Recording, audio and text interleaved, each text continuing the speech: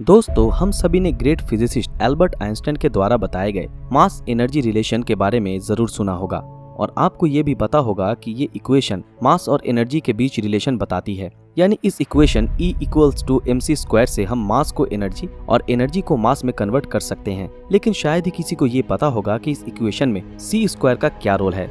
अगर मैं आपसे पूछूं कि आइंस्टाइन की इस मास एनर्जी रिलेशन में c² का क्या मतलब है, तो आप में से अधिकतर लोगों का जवाब होगा कि c वैक्यूम में लाइट की स्पीड है और ये एक कांस्टेंट है। लेकिन अगर मैं आपसे कहूं कि यहाँ कांस्टेंट c² ही क्यों है, इसकी जगह कोई और कांस्टेंट भी तो यूज किया जा सकता था, या फिर अगर c ही यूज करना था तो c की पावर में 2 ही क्यों रखा गया, c के पावर में 3 या केवल c क्यों नहीं रखा गया। हालांकि आपने इस मास एनर्जी रिलेशन के कई वीडियोस यूट्यूब पर देखे होंगे या फिर कई आर्टिकल्स भी पढ़े होंगे, लेकिन शायद ही आपको इस सवाल का जवाब मिला होगा। तो आज हम आपको इस इक्वेशन से जुड़े 2 सवालों के जवाब देंगे। नंबर 1, इस इक्वेशन में c यानी वेलोसिटी फैक्टर का ही यूज क्यों किया गया, उसकी जगह कोई और कांस्टेंट क्यों नहीं। नंबर 2, इसमें लाइट की स्पीड का ही यूज क्यों किया गया, किसी और पार्टिकल या ऑब्जेक्ट की वेलोसिटी का क्यों नहीं। तो आइए आपको पहले सवाल का जवाब बताते हैं। नंबर 1, इस इक्वेशन में c यानी वेलोसिटी फैक्टर का ही यूज किया गया, उसकी जगह कोई और कांस्टेंट क्यों नहीं। फिजिक्स में जो एक बात हम सभी को ध्यान में रखनी चाहिए, लेकिन हम उसे अक्सर इग्नोर करते हैं, वो है यूनिट्स। आपके फिजिक्स टीचर ने भी आपको कई बार यूनिट्स की इंपॉर्टेंस समझाई होगी। यहाँ भी यही यूनिट्स का फंडा अप्लाई हो रहा है। एक बार इस इक्वेशन को फिर से नजर डालिए। लेफ्ट हैंड साइड में एक टर्म है E एनर्जी और राइट हैंड साइड में 2 टर्म है m मास जिसकी यूनिट kg होती है और c वेलोसिटी है, तो इसकी यूनिट मीटर पर सेकंड होती है। लेकिन क्योंकि इक्वेशन में c² है तो यूनिट m² पर s² हो जाएगी। इस प्रकार RHS की यूनिट kg मीटर² पर सेकंड² हो जाएगी। लेकिन जैसा कि हम सभी जानते हैं कि एनर्जी कई प्रकार की होती है, तो अब हम एक और एनर्जी लेते हैं, काइनेटिक एनर्जी। इसका फॉर्मूला होता है k = 1/2 mv²। जब हम इसकी राइट हैंड साइड की यूनिट कैलकुलेट करते हैं तो आप देखेंगे कि ये भी यूनिट है जो E की थी, यानी kg मीटर² पर सेकंड²।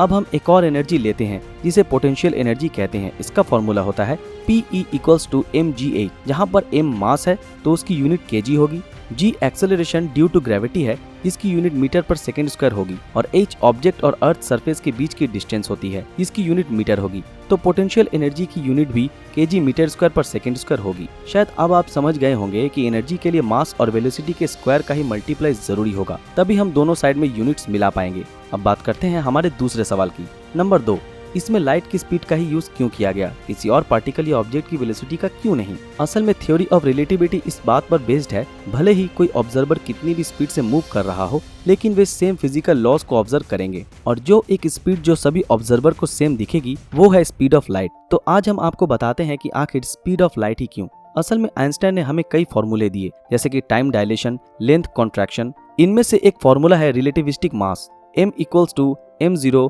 पर √1 - v² पर c² का। आइंस्टाइन ने बताया कि जब कोई बॉडी किसी वेलोसिटी से मूव करती है तो उसका मास कांस्टेंट नहीं रहता, चेंज होता है, और इसे हम इस फॉर्मूला से कैलकुलेट कर सकते हैं। इसमें m0 बॉडी का रेस्ट मास है, यानी कि जब बॉडी रुकी हुई है उस समय का मास, v वो स्पीड है जिससे बॉडी मूव कर रही है, और c स्पीड ऑफ लाइट, और m रिलेटिविस्टिक मास है, यानी कि वो मास जो बॉडी किसी वेलोसिटी से मूव कर रही है, और जब कोई पार्टिकल स्पीड ऑफ लाइट के बराबर की स्पीड से मूव करने लगे तो उसका मास इनफाइनाइट हो जाएगा। तो अब आप ये भी समझ चुके होंगे कि जिस तरह रेस्ट मास होता है उसी तरह रेस्ट एनर्जी भी होगी, और ये रेस्ट एनर्जी बॉडी के मास और किसी कांस्टेंट के मल्टीप्लिकेशन से कैलकुलेट की जाएगी, और ये कांस्टेंट कुछ भी हो सकता है, कोई और कांस्टेंट, कोई और वेलोसिटी। क्योंकि हम पहले ही ये प्रूव कर चुके हैं कि एनर्जी की यूनिट को बैलेंस करने के लिए मास के साथ वेलोसिटी का मल्टीप्लाई होना जरूरी है। तो ये तो श्योर है कि ये कांस्टेंट कोई वेलोसिटी ही होगी, लेकिन हमारा सवाल ये है कि वेलोसिटी स्पीड ऑफ लाइट की ही क्यों रखी गई। तो हम ये मान लेते हैं कि ये वेलोसिटी स्पीड ऑफ लाइट ना होके कोई और वेलोसिटी है। तो सपोज पार्टिकल की एनर्जी है E = km, और हमें ये पता लगाना है कि k की वैल्यू क्या होगी।